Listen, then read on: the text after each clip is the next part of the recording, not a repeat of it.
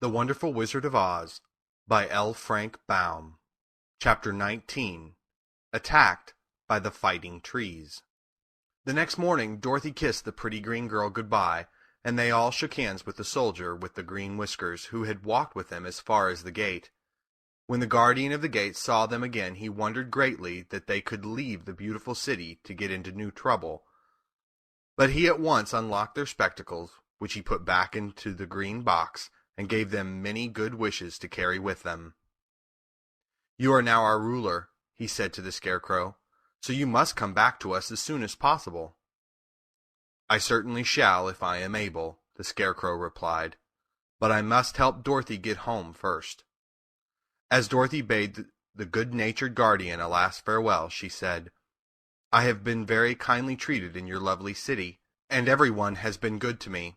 I cannot tell you how grateful I am." "Don't try, my dear," he answered. "We should like to keep you with us, but if it is your wish to return to Kansas, I hope you will find a way." He then opened the gate of the outer wall, and they walked forth and started upon their journey. The sun shone brightly as our friends turned their faces toward the land of the South. They were all in the best of spirits and laughed and chatted together. Dorothy was once more filled with the hope of getting home, and the Scarecrow and the Tin Woodman were glad to be of use to her.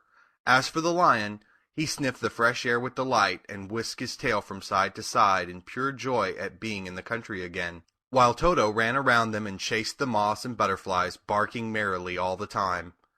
"City life does not agree with me at all," remarked the Lion as they walked along at a brisk pace. "I have lost much flesh since I lived there, and now I am anxious for a chance to show the other beasts how courageous I have grown." They now turned and took a last look at the Emerald City. All they could see was a mass of towers and steeples behind the green walls, and high up above everything the spires and dome of the Palace of Oz.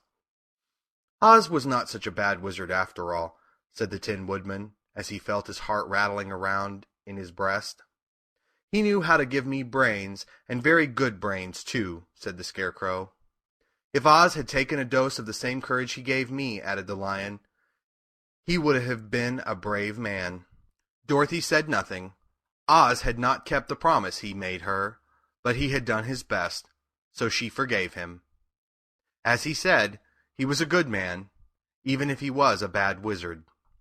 The first day's journey was through the green fields and bright flowers that stretched about the Emerald City on every side. They slept that night on the grass, with nothing but the stars over them, and they rested very well indeed. In the morning they traveled on until they came to a thick wood. There was no way of going around it, for it seemed to extend to the right and left as far as they could see, and, besides, they did not dare change the direction of their journey, for fear of getting lost. So they looked for the place where it would be easiest to get into the forest. The Scarecrow, who was in the lead, finally discovered a big tree with such wide spreading branches that there was room for the party to pass underneath.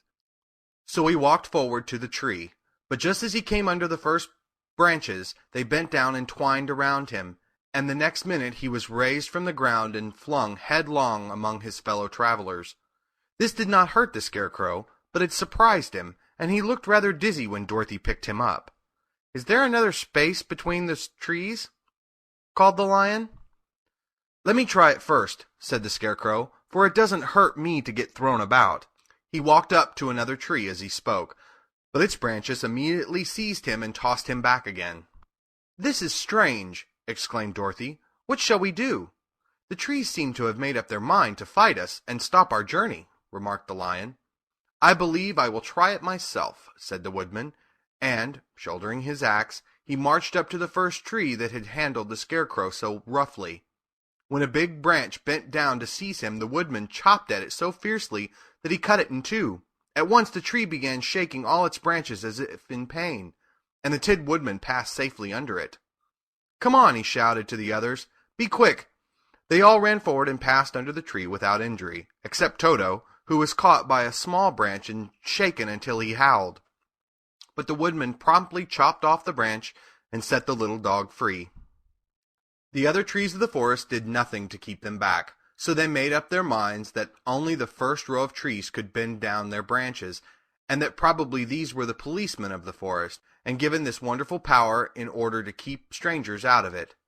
The four travelers walked along with ease through the trees until they came to the far edge of the wood.